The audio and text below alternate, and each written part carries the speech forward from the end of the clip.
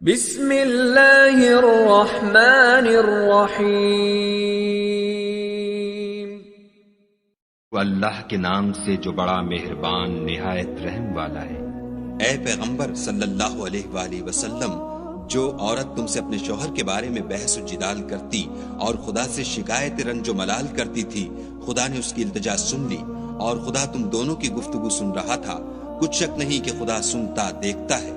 جو لوگ تم میں سے اپنی عورتوں کو ماں کہہ دیتے ہیں، وہ ان کی مائیں نہیں ہو جاتی، ان کی مائیں تو وہی ہیں جن کے بطن سے وہ پیدا ہوئے۔ بے شک وہ نامعقول اور جھوٹی بات کہتے ہیں، اور خدا بڑا معاف کرنے والا اور بخشنے والا ہے۔ اور جو لوگ اپنی بیویوں کو ماں کہہ بیٹھیں پھر اپنے قول سے رجوع کر لیں تو ان کو ہم بستر ہونے سے پہلے ایک غلام آزاد کرنا ضرور ہے۔ مومنو، اس حکم سے تم کو نصیحت کی جاتی ہے، اور جو کچھ تم کرتے ہو خدا اس سے خبردار ہے۔ جس کو غلام نہ ملے وہ مجامعت سے پہلے متواتر 2 مہینے کے روزے رکھے۔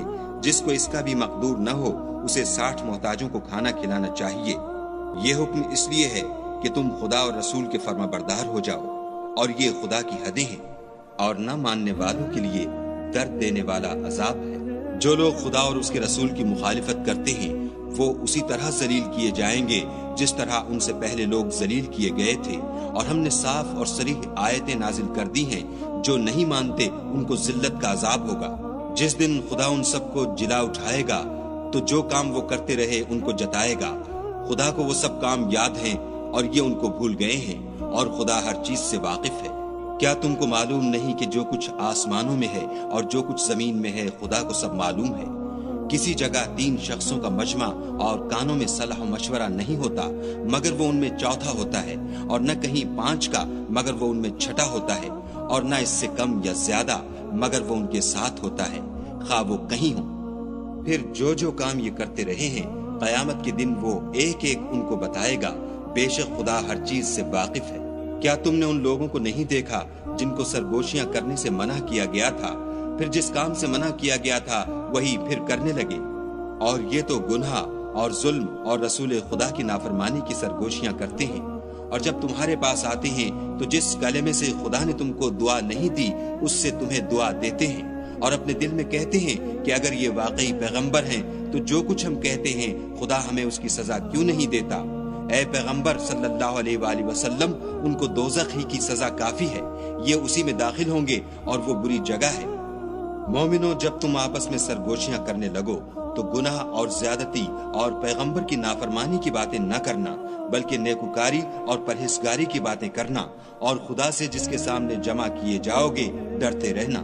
کافروں کی سرگوشیاں تو شیطان کی حرکات سے ہیں، جو اس لیے کی جاتی ہیں کہ مومن ان سے غمناک ہوں، مگر خدا کے حکم کے سوا ان سے انہیں کچھ نقصان نہیں پہنچ سکتا۔ تو مومنوں کو چاہیے کہ خدا ہی پر بھروسہ رکھیں۔ مومنوں، جب تم سے کہا جائے کہ مجلس میں کھل کر بیٹھو تو کھل بیٹھا کرو، خدا تم کو کشادگی بخشے گا۔ اور جب کہا جائے کہ اٹھ کھڑے ہو تو اٹھ کھڑے ہوا کرو۔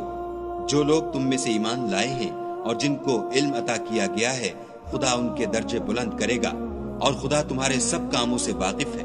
مومنوں، جب تم پیغمبر کے کان میں کوئی بات کہو تو بات کہنے سے پہلے مساکین کو کچھ خیرات دے دیا کرو، یہ تمہارے لیے بہت بہتر اور پاکیزگی کی بات ہے۔ اور اگر خیرات تم کو میسر نہ آئے تو خدا بخشنے والا مہربان ہے۔ کیا تم اس سے کہ پیغمبر کے کان میں کوئی بات کہنے سے پہلے خیرات دیا کرو ڈر گئے؟ پھر جب تم نے ایسا نہ کیا اور خدا نے تمہیں معاف کر دیا تو نماز پڑھتے اور زکوٰۃ دیتے رہو، اور خدا اور اس کے رسول کی فرما برداری کرتے رہو، اور جو کچھ تم کرتے ہو خدا اس سے خبردار ہے۔ بھلا تم نے ان لوگوں کو نہیں دیکھا جو ایسوں سے دوستی کرتے ہیں جن پر خدا کا غضب ہوا؟ وہ نہ تم میں ہیں نہ ان میں، اور جان بوجھ کر جھوٹی باتوں پر قسمیں کھاتے ہیں۔ خدا نے ان کے لیے سخت عذاب تیار کر رکھا ہے، یہ جو کچھ کرتے ہیں یقیناً برا ہے۔ انہوں نے اپنی قسموں کو ڈھال بنا لیا اور لوگوں کو خدا کے رستے سے روک دیا ہے، سو ان کے لیے ذلت کا عذاب ہے۔ خدا کے عذاب کے سامنے نہ تو ان کا مال ہی کچھ کام آئے گا اور نہ اولاد ہی کچھ فائدہ دے گی۔ یہ لوگ اہل دوزخ ہیں، اس میں ہمیشہ جلتے رہیں گے۔ جس دن خدا ان سب کو جلا اٹھائے گا تو جس طرح تمہارے سامنے قسمیں کھاتے ہیں اسی طرح خدا کے سامنے قسمیں کھائیں گے، اور خیال کریں گے کہ ایسا کرنے سے کام لے نکلے ہیں۔ دیکھو یہ جھوٹے اور برسر غلط ہیں۔ شیطان نے ان کو قابو میں کر لیا ہے اور خدا کی یاد ان کو بھلا دی ہے۔